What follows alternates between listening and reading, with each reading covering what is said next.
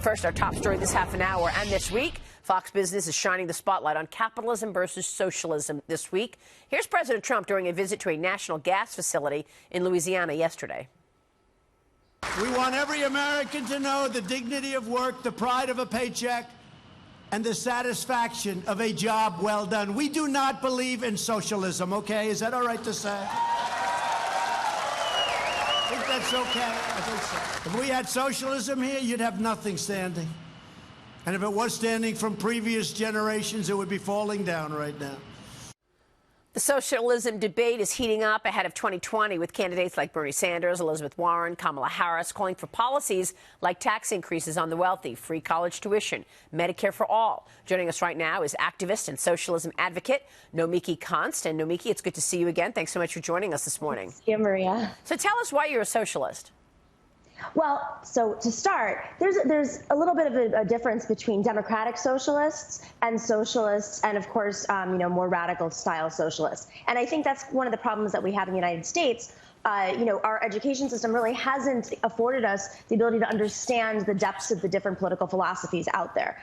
So what I believe in is I believe in a democratic government. I mean, that's essentially what democratic socialism is. It's a government that's built off of the people. It's made up of the people. The people who are deciding are the people writing the laws, the people who are affected by the economy. Right now, we are living more in an oligarchy where, not a 1%, but a 0.1% is there making all the money, not paying the taxes, living in multiple homes, driving up the cost of real estate, lobbying our lawmakers to not make sure that working people can live better lives. Income inequality is worse than it's ever been in history right now. We're talking after the stock market crashed in 1929, after the 2008 collapse. It's worse now than it was then. And I think that democratic socialists think that this is a reflection of our government being an oligarchy rather than a government that really came out of the New Deal. I mean, that was essentially a form of democratic socialism. And it's what so many countries around the world have a deeper understanding of, in that they protect their most vulnerable citizens rather than those who can line the pocketbooks of our lawmakers. Aaron? Good morning, Erin Elmore here. So despite the prominence of socialist ideals in the mainstream liberal media, recent polls by Monmouth, for example, show that socialist ideals are not popular. Only 10% of people prefer them. And if you do support socialism, it's all about the community. This shows that the community isn't really behind you. Where does that leave you on your theories here?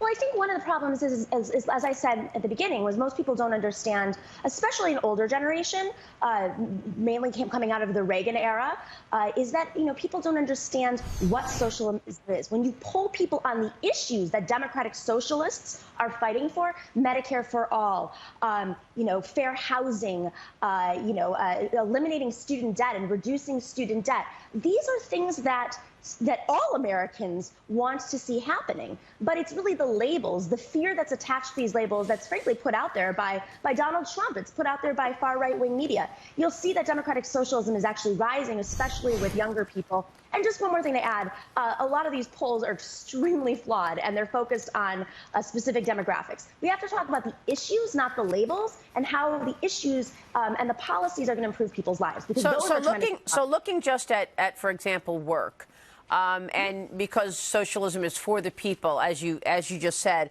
should everyone make the same salary? No, that's communism. So no. It's not. That would be socialism because everyone would be the same. Everyone should be making the same, and there's no, productivity increases where people have an incentive to work hard and make as much money as they can. You just said a minute ago that it's 0.1% at the top making all the money. So you must agree then everybody should make the same salary then.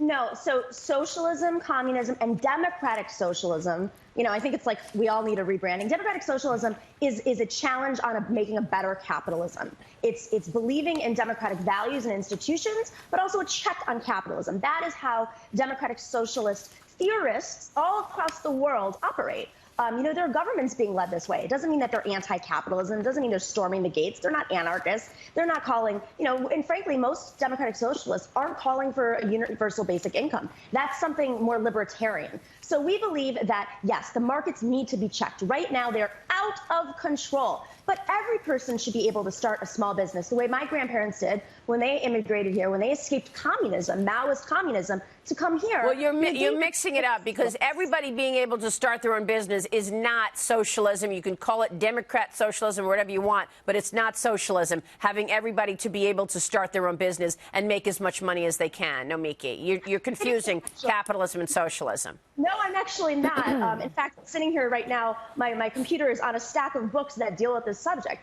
Democratic socialism, democratic states are different than blanket socialism, the theory. You know, Leninism is different than Marxism. You know, we have to go back to history, and it's complicated. And but you don't like capitalism. I think that capitalism needs to be checked. Democratic socialism is a check on capitalism. It is not a rebuttal on capitalism and the elimination of capitalism. We live in a global economy. That's not going to happen anytime soon. Okay. But the truth is that, you know, people need to be paying their fair share of taxes, especially the 1%. Nomi, it's Dagan McDowell. Good to see you. We've done a lot of TV together over the years. Listening to kind of your prominent representatives of democratic socialism, occasionally when they talk about problems in our society, say problems in public housing with children getting asthma here in New York, or the Flint water crisis, for example, those are problems created by government. So how does more government fix those? It's interesting you mention this. So these are problems specifically, both of those are a reflection of austerity in government. In both NYCHA, the public housing in New York, and in Flint, what you saw was a conservative government create austerity, just as they did in Greece, just as they did in Portugal and Spain, where it sucks the life out of the citizens and really lines the pocketbooks of the fiscal control boards, who are making money off of these institutions being sucked of their resources. And then what happens next is you have big companies come in and say, oh, we're going to privatize it. There's no option now. We have to fix this by privatizing public housing, by privatizing water. And the proof is out there now. When you privatize water supplies, you know, it actually doesn't make that water cleaner. When you privatize housing, it doesn't make that housing better functioning and fair. It actually just makes a lot of money off of, frankly, poor people. And that's not fair. All right, Nomiki, we'll be watching. Thanks so much. Nomiki Konst joining us there.